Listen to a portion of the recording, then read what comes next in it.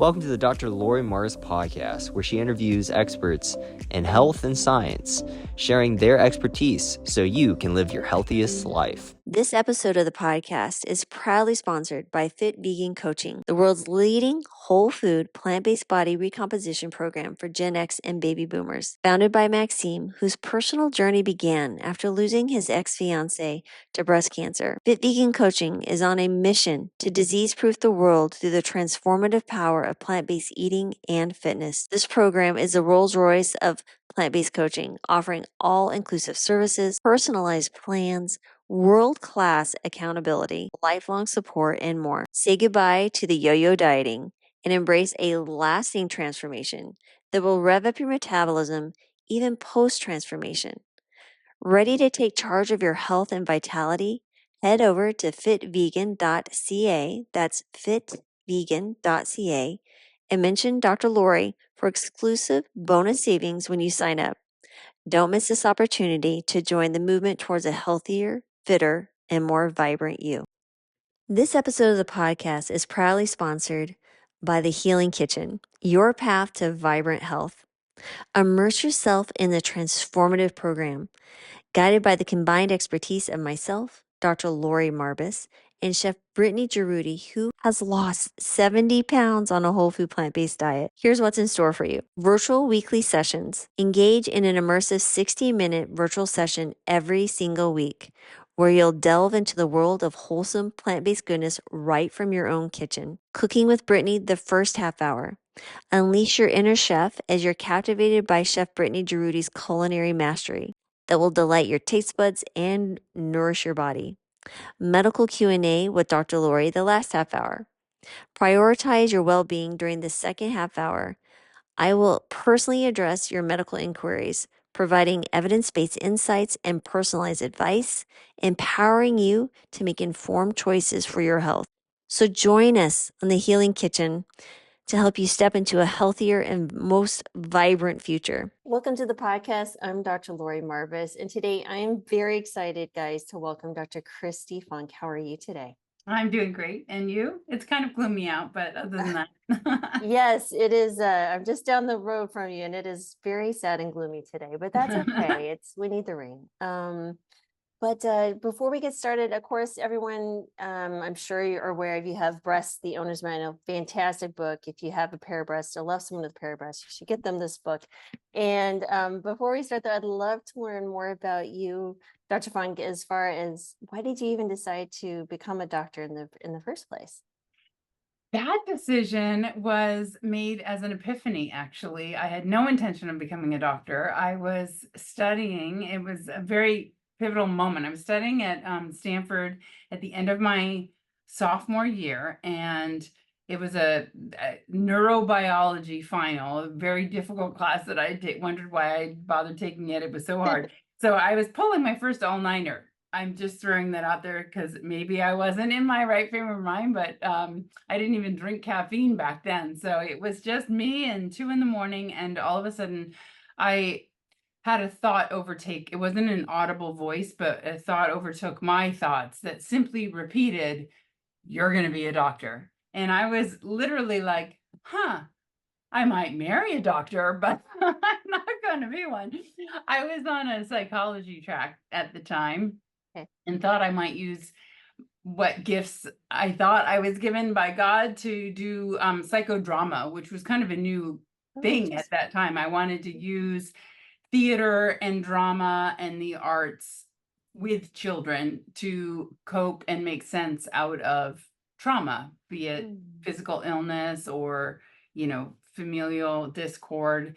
Anyway, so here I was ignoring this voice, thinking, that's got to be me tired. And I, focused on my thing, finished my final. And the next day was on a plane to Africa. I went to Kenya for 10 weeks. That summer plan had already been in motion, obviously. And I was there as a short-term missionary where I had the opportunity to work with a missionary out in the bush. So I lived in like a dung hut and I couldn't speak Swahili in case you thought I could. I could not, but I spoke through an interpreter.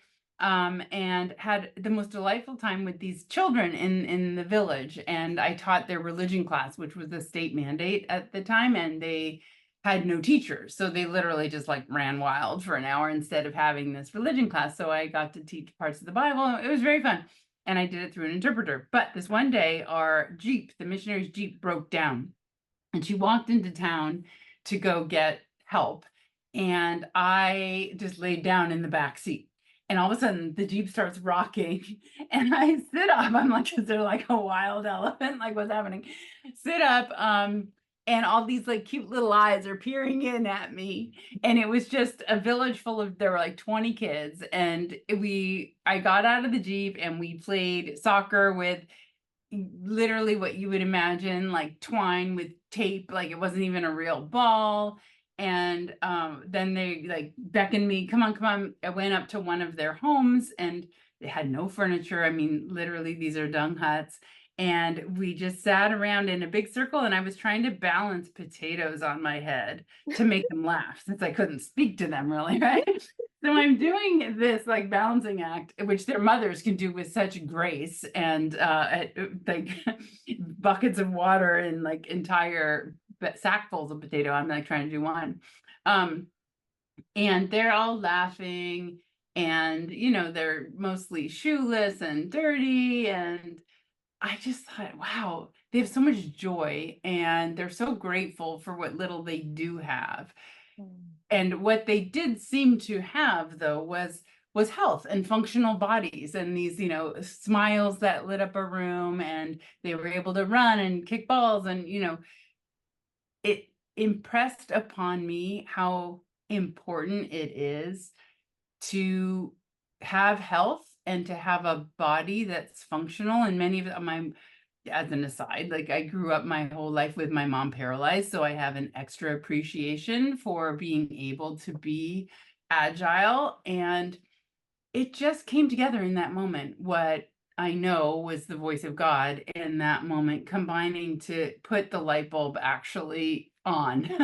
So in that moment, I realized that when people don't have joy, despite circumstance, they are really robbed of what matters most in life. And one of the things that can truly impact joy the most is health and wellness, and particularly brain health, right? So you can at least appreciate in your mind what's happening around you, like to have an awareness.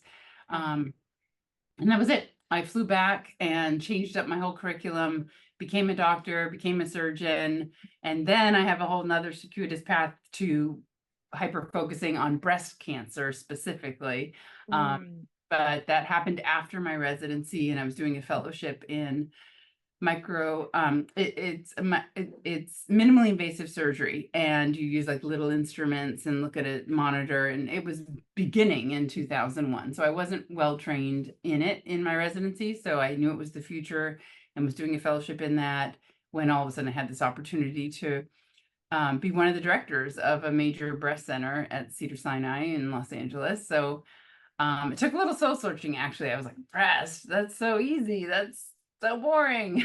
But I think after a big surgical residency where you can like put a heart-on bypass in 20 minutes and take out a colon and a stomach and lung, that removing something outside your exoskeleton was just kind of easy. But it turns out that journey of breast cancer and the decisions that come from it are nothing but easy at all. And I have found such a sacred space between me and my patients in these moments where we get to just really deep dive into the situation and understand it from multiple perspectives and create a path forward that hopefully most of the time leads to like a life with unbridled enthusiasm. Actually, through that cancer journey, you kind of blossom into having more importance and purpose in life. And it's been such a pleasure for the last 23 years to be on this journey with countless women. It's really been like one of the biggest blessings in my whole life. I think that is fabulous. I think you're wonderful. So I just think I love that you're really speaking to the spiritual side and the joy and really I think the internal piece is such an important piece, dealing with life circumstances and that deeper sense of joy. I did a medical mission trip in 2015 for 2 weeks in Uganda, and I took some of my Oh, wow. family. My daughter's a doctor now, and she was with me. She was what year was she? I can't remember now. What year is she? She was like a junior in college, I think. And one of my kids, one of my boys, and my husband came, and 20 others. And anyway, I totally can appreciate the joy and the smiles and just this exuberance it was weird coming back home. At least I experienced that. So I so appreciate that. And you brought that into your work and sharing that piece of it. I just wanted to highlight that. I think that's fabulous. So Thank well, I think it's a special person who can really kind of look at their journey as a blessing, especially surgical residency.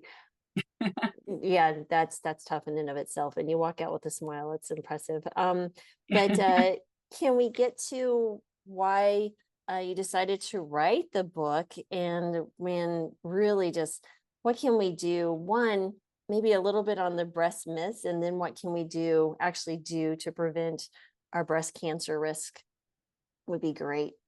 Exciting. Yes.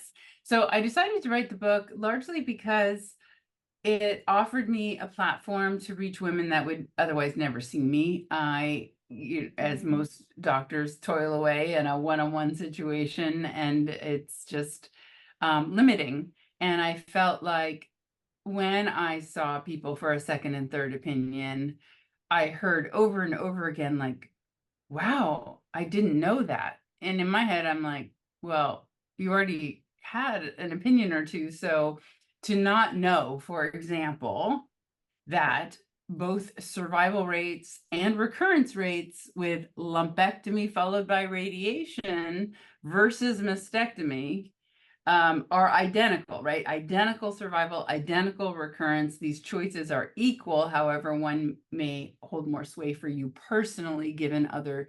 What? I had no idea. And I'm thinking to myself, how could you even make the decision about what to do with this cancer in your breast without knowing the statistical truth that these two roads both lead to the exact same number of days left on planet Earth? So it got me thinking that I really wish I could reach more women with these dark moments that require so much navigation. And I was realizing repeatedly that people just didn't have the information they particularly needed to make a good, personalized choice. And that was the main motivation for the book.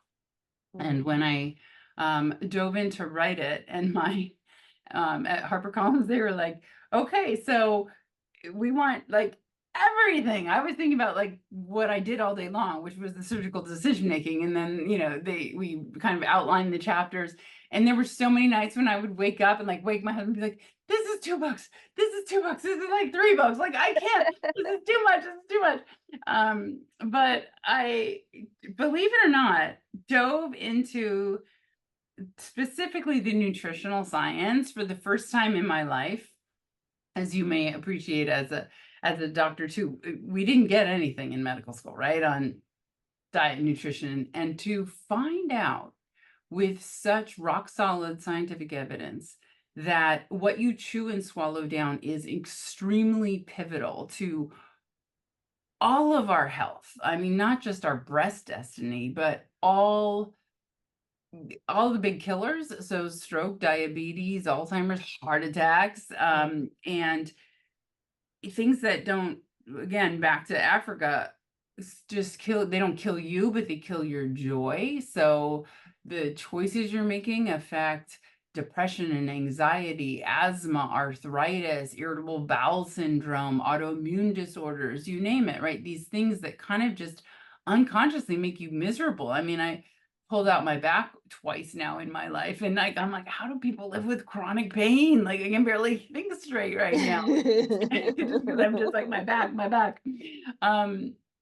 So I was delighted to emerge out of the book writing experience completely changed, transformed my own life, the life of my husband, my 3 sons, but even more saliently, the life of all of my future patients. I had so much more to offer as a result of my own research, because everything I wrote in the book, I wanted to be fact-based. And so as I went into the science, I realized it was just irrefutable, particularly when it came to diet. I talk a lot in the book about other controllable risk factors, such as weight and exercise, fasting, stress, alcohol. There are numerous choices that we're making all day long that impact this sort of cell microenvironment that is either screaming out pro-cancer or anti-cancer, pro-inflammation, and hence all the other illnesses, or anti-inflammation. And so that was the big revelation in writing the book.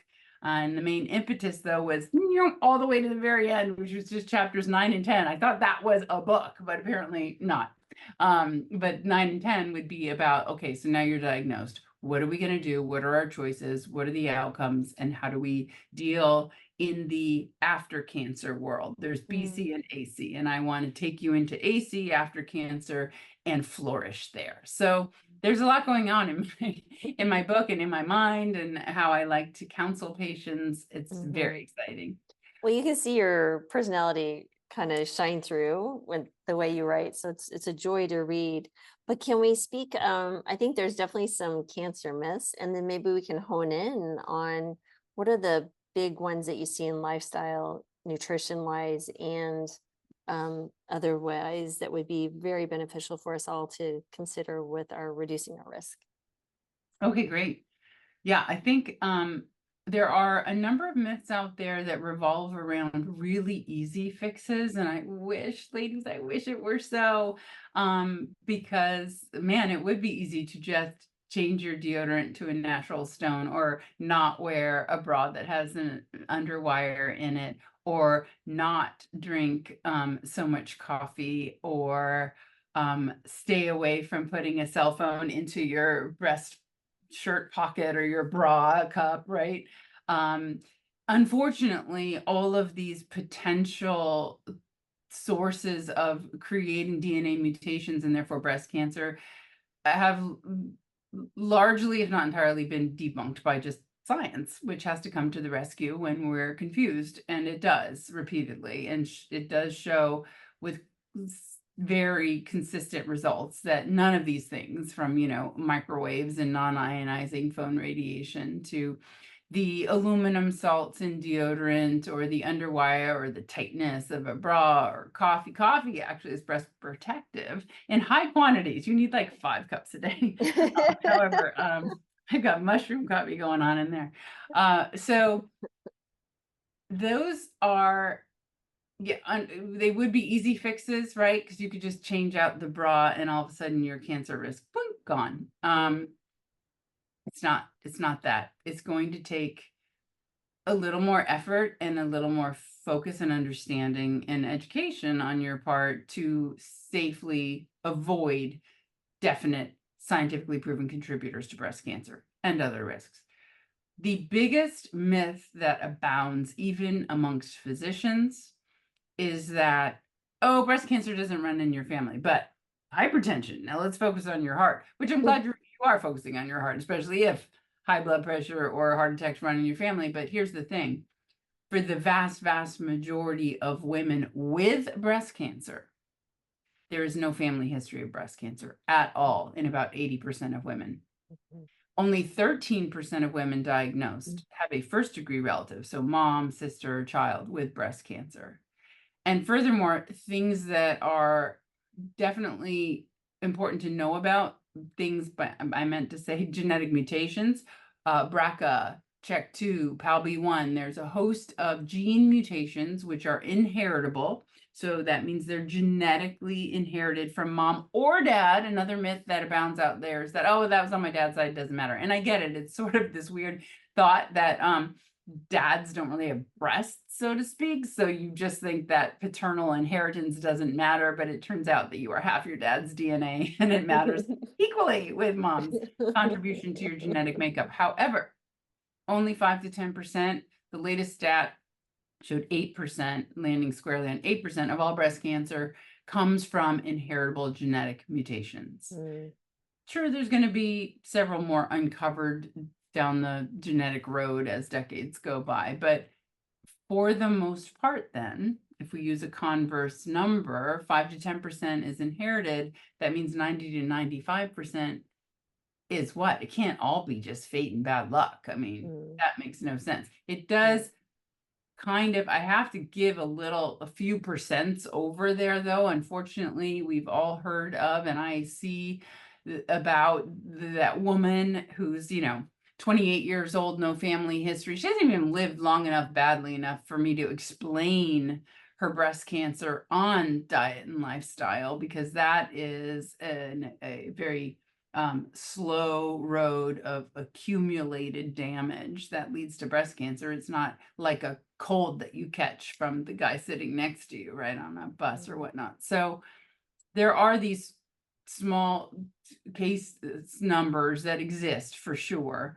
I think they're overemphasized. I think we hear a lot about it on social media. So now all of a sudden you're hearing about like some friend's cousin who's 28 who got breast cancer. You never would have heard of her before, so it seems more prevalent.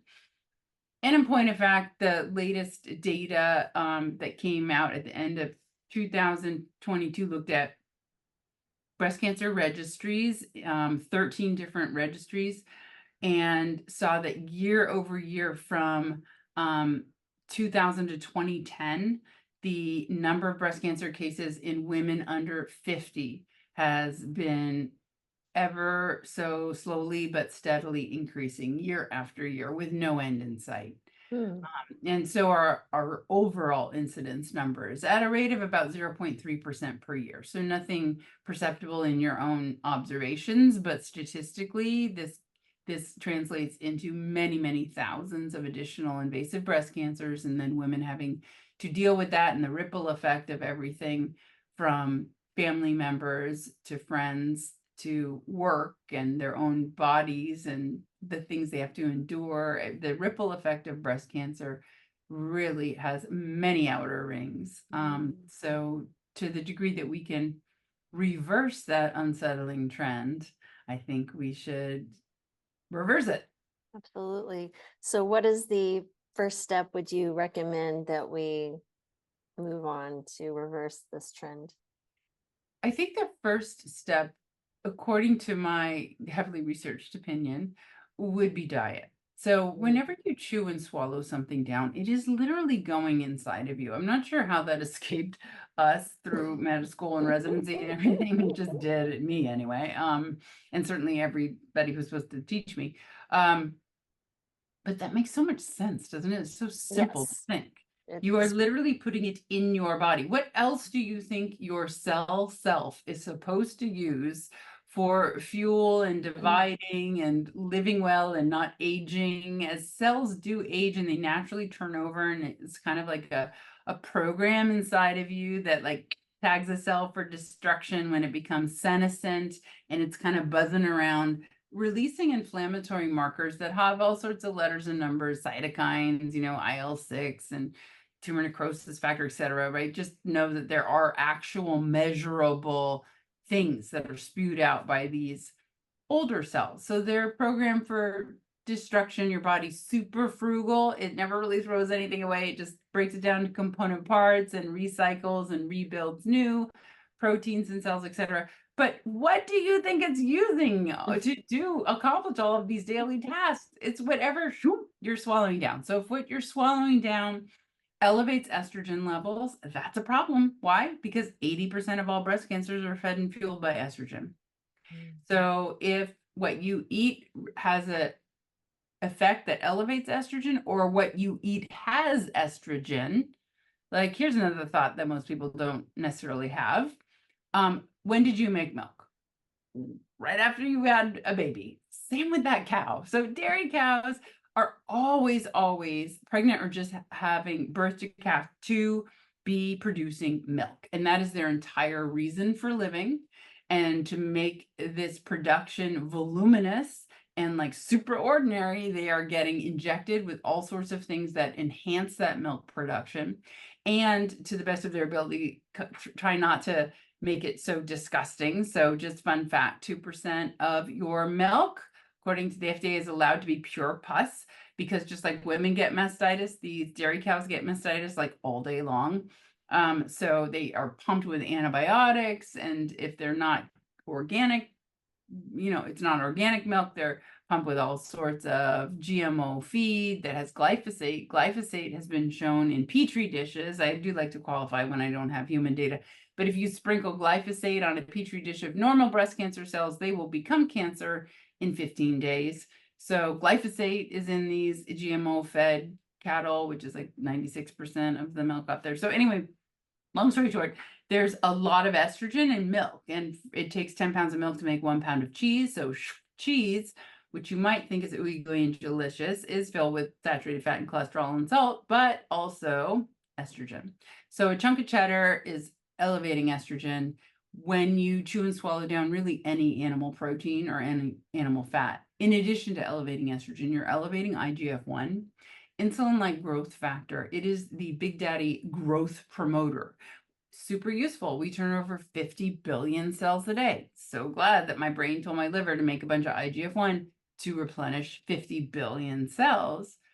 But my brain's super smart and had like the right amount for today. So when you go and eat a chicken breast or put a salmon fillet on your otherwise delicious green salad, you've elevated IGF-1 beyond what the body's tasks required today. So now it's just screaming at things to grow plaque, grow fat, grow cancer, grow metastases.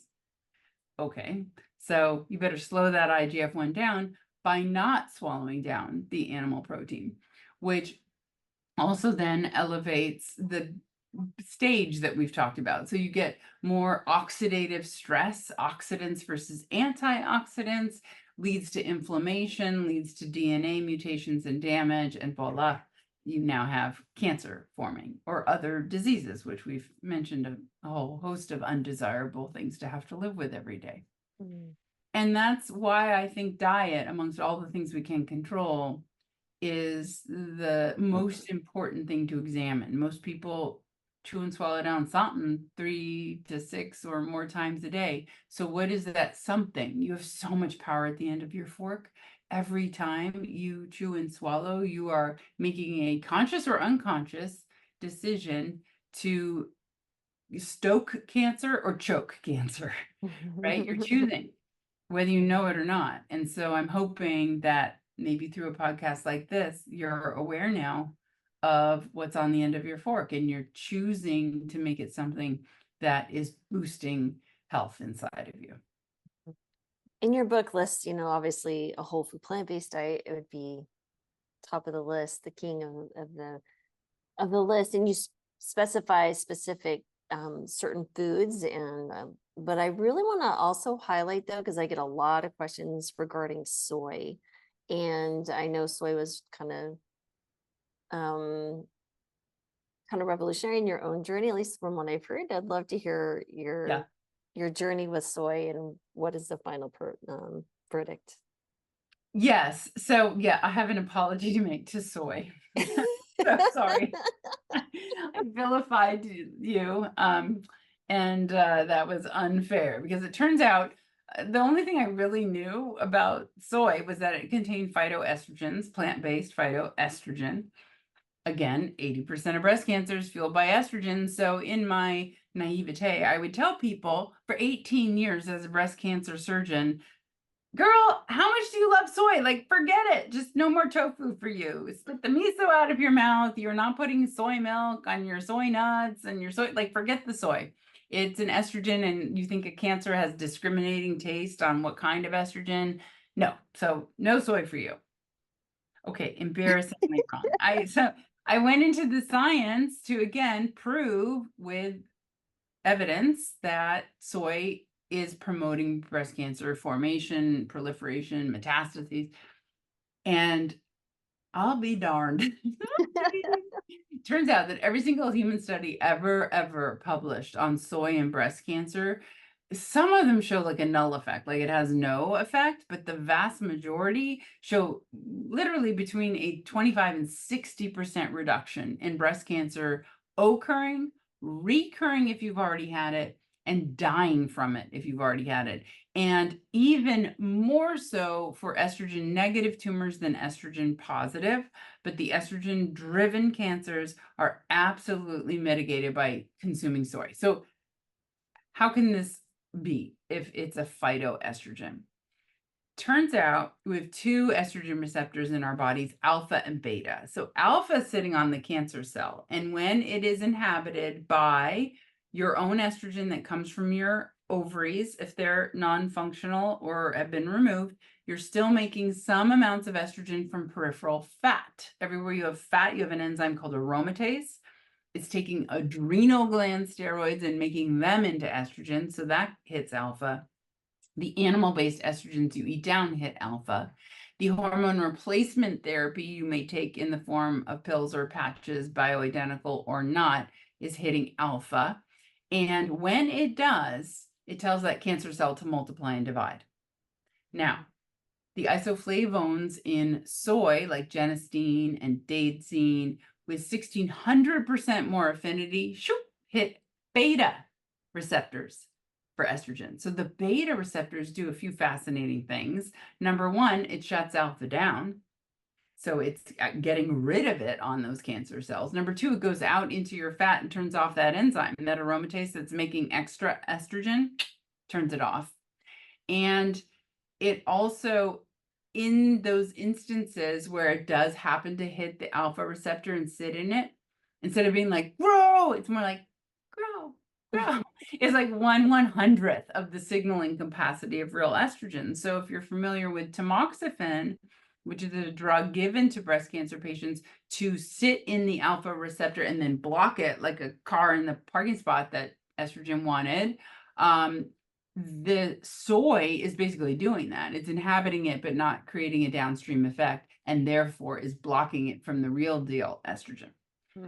So there we have it. Oops, so sorry, but soy it up in all organic forms, which is thankfully so cheap. Like you don't, some things when you're debating like organic versus not, like berries, often the price differential is like twice, $4 more for the organic, tiny 6-ounce thing. It's not even a pint. And that makes it harder to choose on some budgets. A block of tofu, or I don't even know if I can find one that's not, they're all like non-GMO, but then the organic might be like 3 cents more, 4 or 5. Like it really is so affordable. So I'm grateful for that, because soy is absolutely a superfood that I ask women to try to get into their bodies on the order of like 2 to 3 servings a day. Tofu, soy milk, soy nuts, tempeh, miso, these are all healthful choices. Yes. And the estrogen betas, I love it, their effect on bone health, which is another big factor for osteoporosis, liver health. So the estrogen betas are amazing. So yes. It's so nice. So that's fantastic. Have you, do you use soy curls much? I love soy curls. Soy pearls.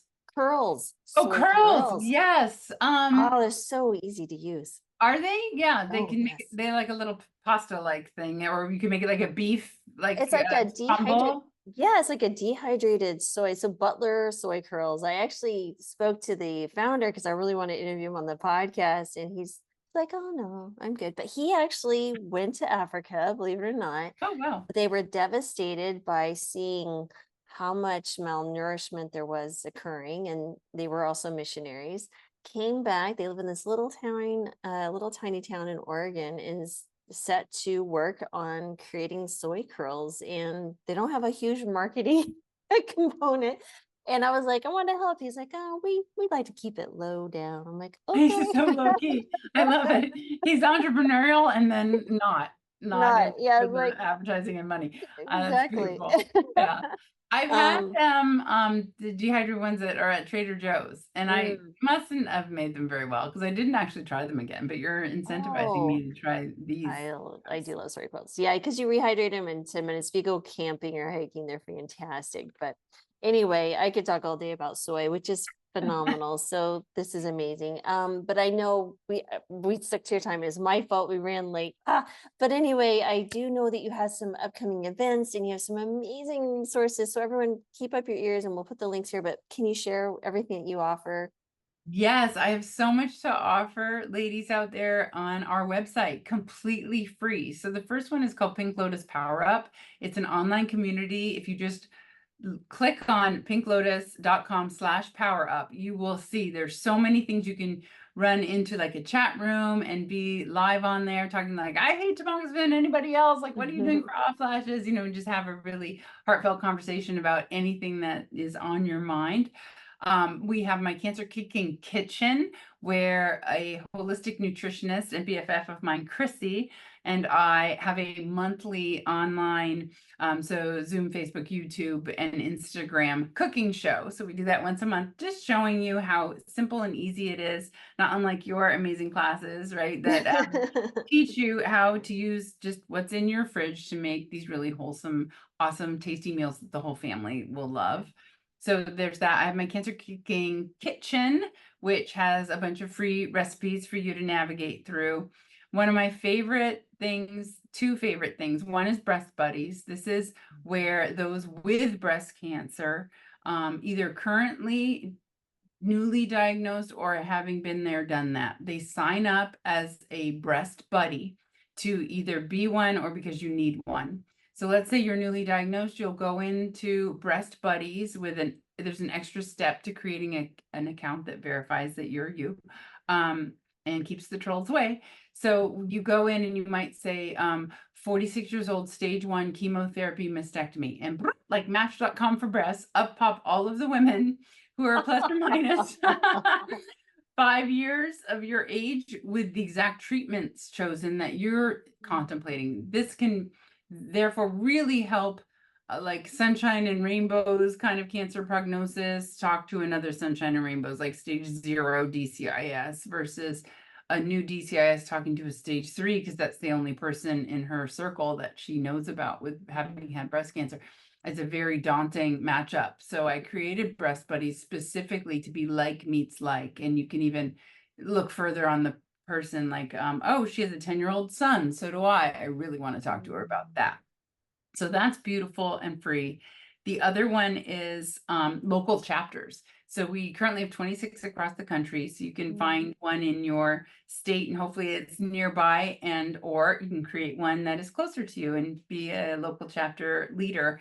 But those chapters do what they want with our guidance for ideas. But here in Santa Monica, we've gone on hikes, on beach bike rides, we do cooking classes. So it's just fun to come together with like-minded women who are interested in overall health. It's not a breast cancer support group by any means. It's just those interested in living their best lives and doing things that are fun together. Finally, I have my Cancer Kicking Summit that is every October, and more coming near you. In the interest of being evergreen, just go to pinklotus.com/summit to see when the next one is.